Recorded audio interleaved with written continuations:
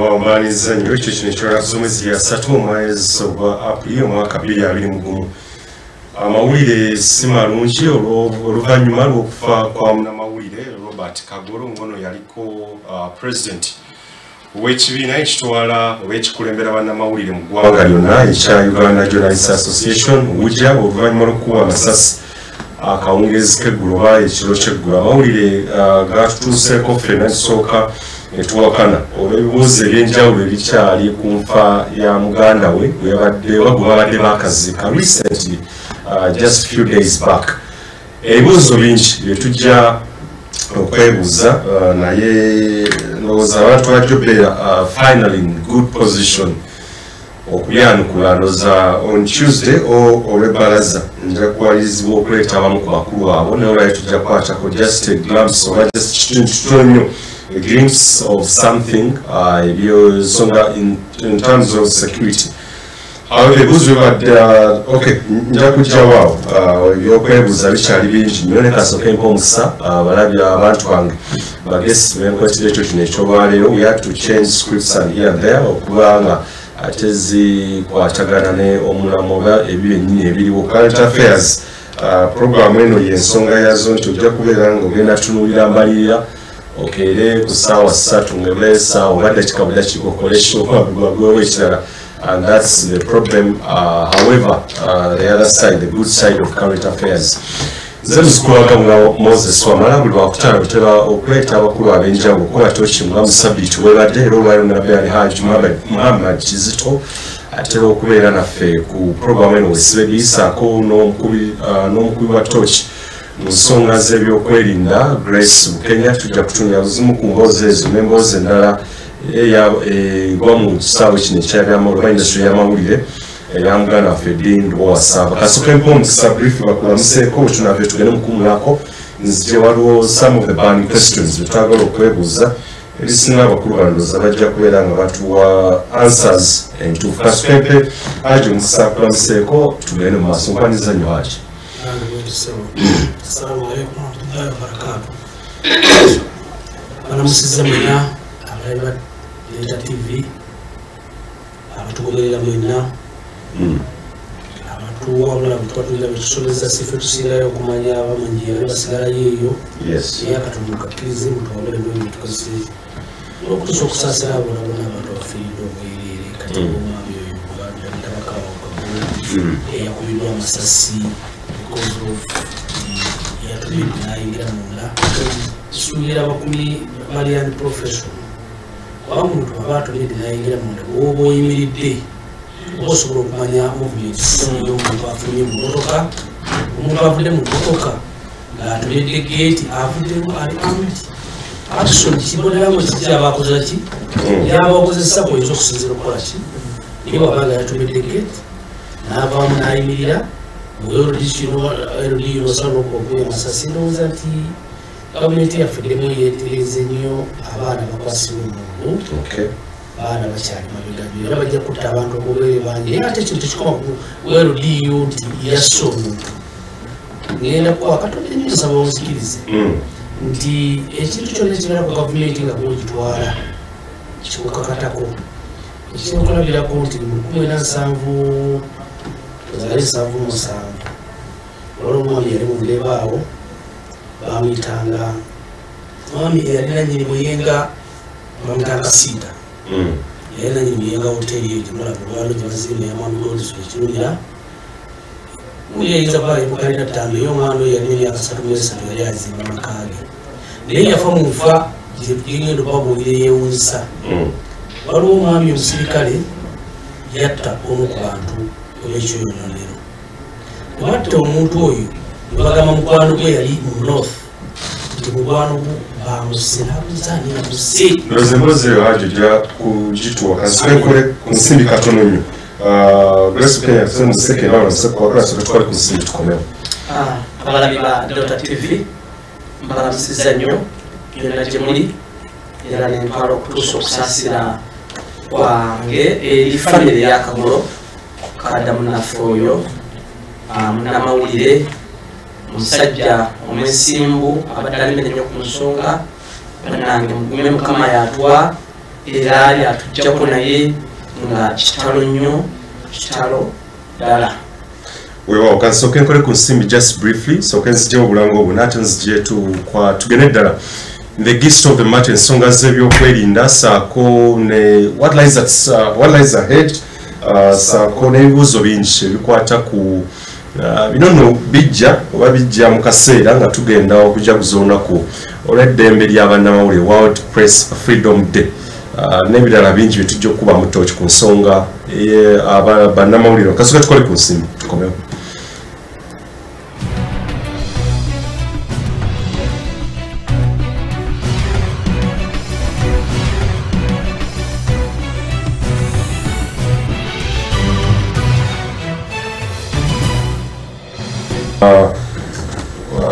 Nja kikubuuza kino nti gwomu kwabo abayinza okubeera nga mwateeka top 5 kujja kwa National Resistance Movement.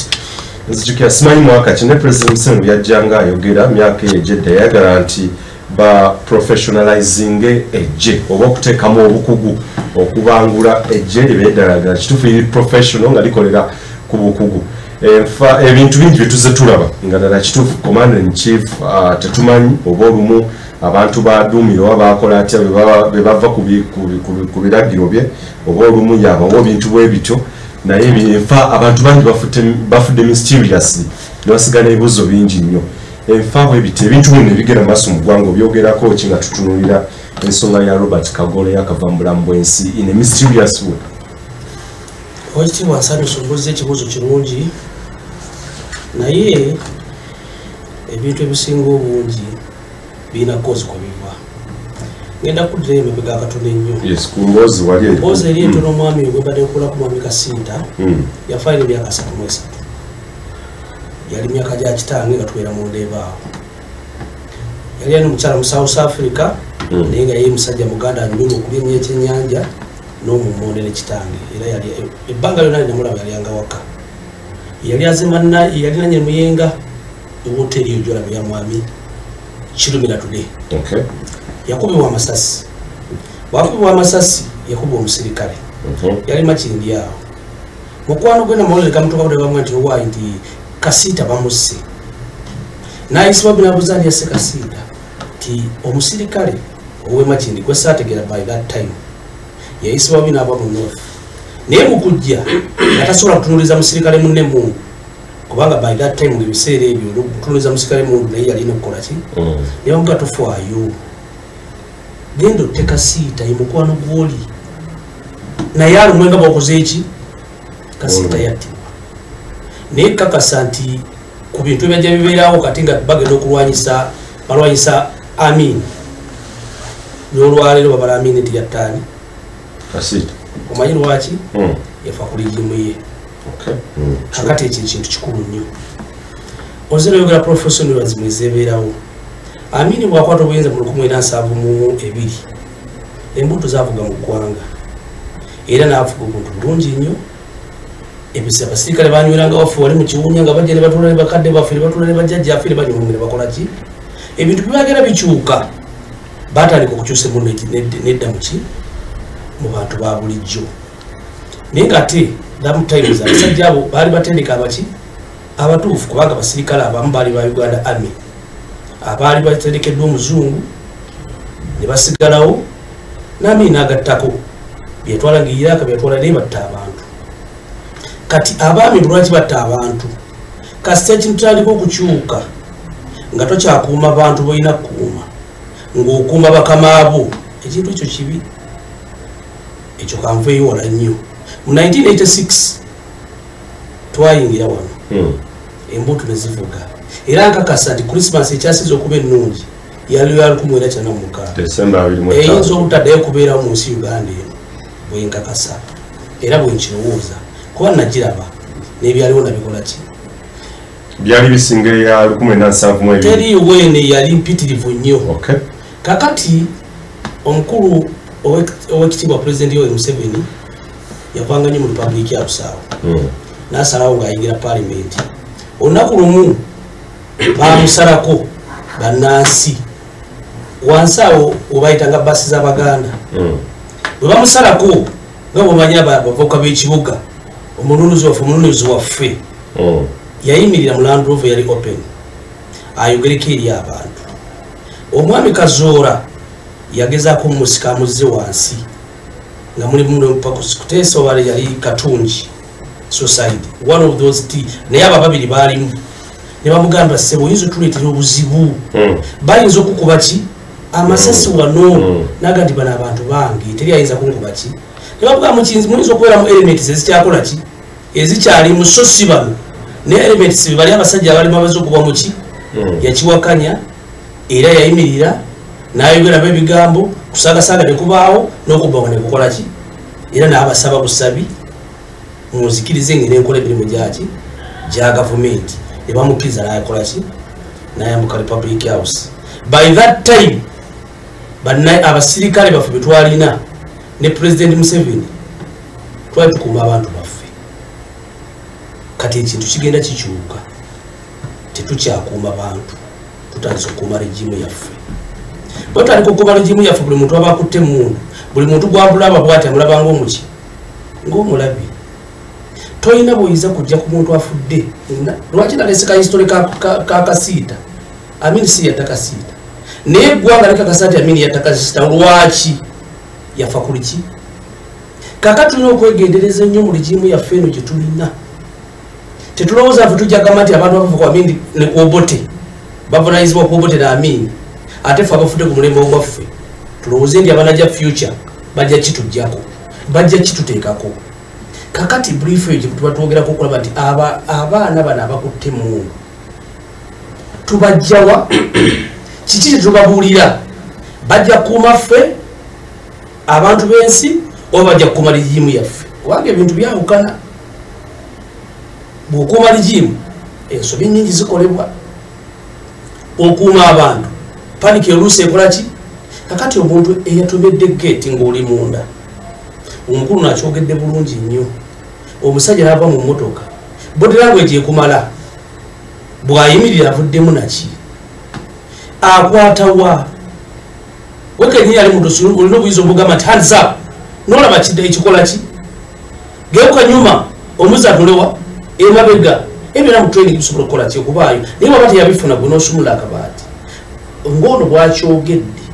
bannansi bonna olwaleero okufa kwakagulu tebakuteeka ku LDU bakuteeka ku regimu naye ng'ate regimu si yamukoze eki si ebeemusi naye gwe oli under regimu emundu gy'okutte nyiniyo ye president wa Uganda president is a commander in chief si yo era si yamulala eyo mundu ya muntu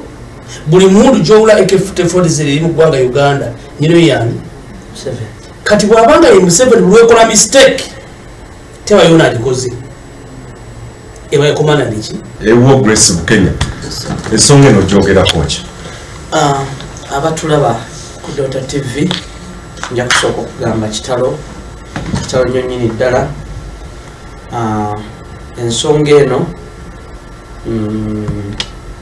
sinze nandibadde omutuufu okugyogerako naye bwe tuba tukubaganya ebirowoozo ng'eggwanga ng'omuntu yenna omulala bitugenda okwogera oba bitwogera nkakasa nti bijja kutaataaganya ate kunoonyereza kugenda mu maaso naye nja kugirireetinga ku bintu bibiri oba bisatu. Ekisooka kya byonna nja kusooka okukozesa ekigambo kiri mu Luzungu lack of professionalism. Omusirikale yayolesezza obutali bukugu obw'ekika ekya waggulu ennyo.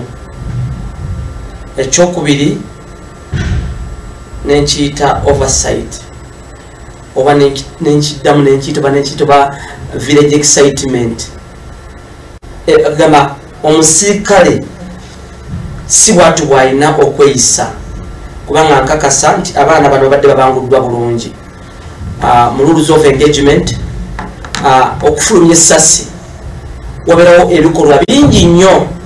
omusirikale byakola nga asomye kyetwandiise movement oba body language y'omuntu gwagenda okwengeginga oba ye threat n'amanya nti kakati omanye omuntu ono alabika mutamiivu, omuntu ono alabika mulalu, omuntu ono alabika musunguwavu anyiize, omuntu ono alabika ogatta mangu nnyo tiye kati oluvannyuma nze kinandirowoozezza nti omusirikale oyo yandetatuuka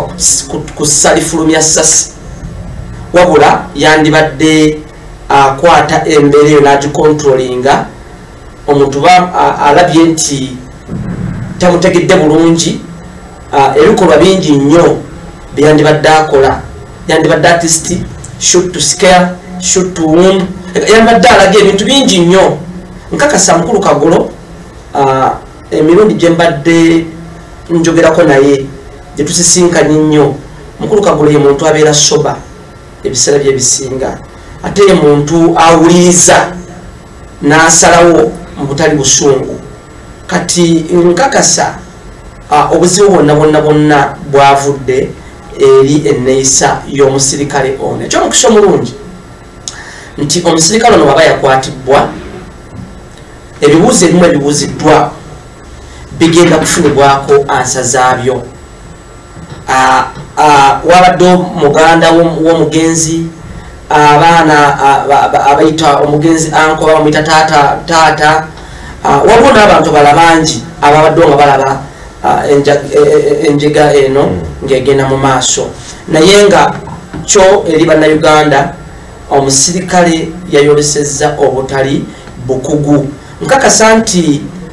bano ababatraininga oba abatraininga abaana abo okuviira ddala ekaweweeta bakola kye bateekeddwa okukola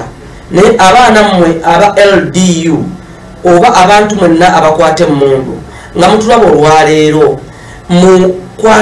mufube nnyo okutambulira ku mitendera bakama bammwe mu briefing ne debriefing ze babawa otherwise ebyo ebintu byemukola bifumaganya eggwanga ebintu byemukola kati Kagolo nze nja kugamba nti ekikolwa ekyakoleddwa tosefeka Kagolo abadde atadde ettaffaali ly'amaanyi nnyo ku gavumenti eno ku nsi eno Kagolo akola ku TV ey'eggwanga UBC Kagolo munnamawulire abadde yeebuuzibwako Kagolo munnamawulire abadde atwalibwa ne mu bakadaship ennaku ezibamutwala okusomesa abapoliisi mu bigambo by'empisa kati obuzibu bonna bwe mukola eyo nga mubukola mu busungu mubukola mu butamanya ekintu eyo kidda eri abantu baffe eri ensi yaffe ne bajajinga gavumenti eri mu buyinza mu ngeri etali naye ng'ate ekyo kikolebwa olw'obuwumbatuntu oba olwo nze nja kukiyita kanveko ku mulamwa nja kukiyita olw'obusiru sekinnoomu ebyo ebikolwa ebyekika bwe kityo bikolebwa abasirikale nga yakikola nga ye naye mwanze naliyo kekaweweeta abaana badde baba briefinga mukulu Kawagga ye musirikale akyasinza okubeera n'empisa mu ggwanga muno adi briefinga abaana ozengo yogera ku nsonga ya training ndoza gomukwasikwena so ku interview omundi ogwasooka nga tebannabazaayo for training nga tebannabajjamu before okubazaayo ndoza naye wakanya n'abamu abali baga nti training yinza okuba yali ebulamu after no calling for a second third training yaddamu tugambe nti nayo kakati ekyo kyo bwe kidda abasirikale bonna mu nsi yonna badde okiraba US UK abasirikale bano mu mbeera yaabwe abali bakamandazi abasirikale betaaga briefing ne debriefing n'ekintu ekirala abasirikale betaaga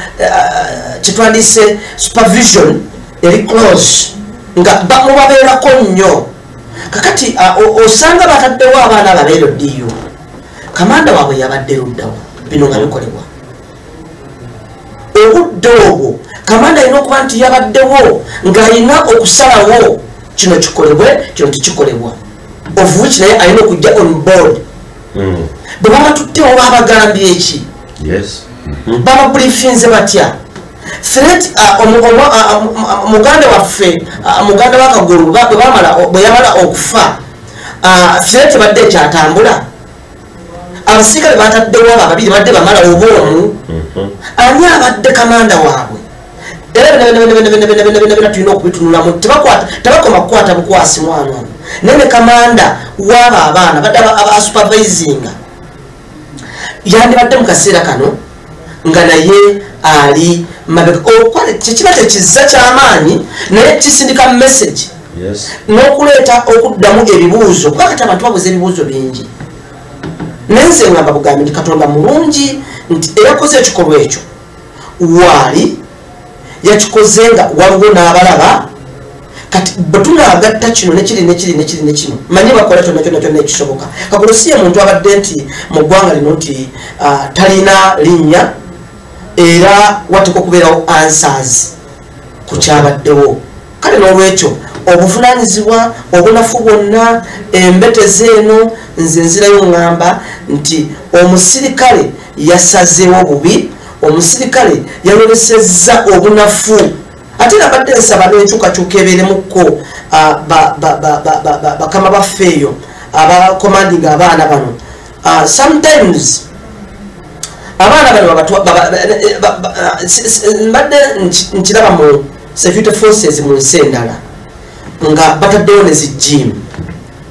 tetujja kudeployinga abantu kubanga buli kasa tutekewe mungu nze omumerika eyansomesa ennyo yaŋŋamba nti ekintu ekisinga nemmundu ge maaso gaffe naye reaction engagement sometimes kyovudula nti ensi ezimu emmundu ewawonya okuvaayo omuntu mukwate always baita take down techniques mukwate handicaf muteeke wansi naye bino biba bituswaza omuntu omukukunavu omuntu omukulu ennyo mu ggwanga okufa enfa bwetyo nga te n'omuntu amusse omulimu omusolo amutaddeko ssente nnyingi okulaba nti abangulwa naye ate ebibala ebivaayo ne bibeera bwe biti however bino bannayuganda bibeerawo olwejja kugamba nti ayogedde kubanga tekiguddewo naye mbadde nze gyensavinzeeko mbadde nze ebira bibeerawo naye bisasulibwa gwe omusirikale ali eyo nga tonnava kujjako kabaati kuteeka sasi mu kyemba kututumuza mazzi mu muntu lowooza nnyo bino kati obulamu bwoyo akikoze simanyi nakumanya tagenda kuddamu kubeera ate oba afudde asinga tagenda kuddamu kufuna ssanyu mu nsi muno paka lwalirivaamu soke tukole ku nsimbi oluba luli nakututegeeza olwa Crazy World ddala kituufu abantu ennaku zino ekiringa ekiri nnomu people are dying like flies every day naye bamu babiraba mu mawulire ne bagamba muyinza okubeera nga si bituufu not until omusajja omuwanvu ajja nga ayambadde ekooti eya black waali konkola ku luggiru ng'akutegeeza nti gwe addako your next in line you're his next victim oyinza okutegeera ddala kituufu ekiri emabega wa Crazy World.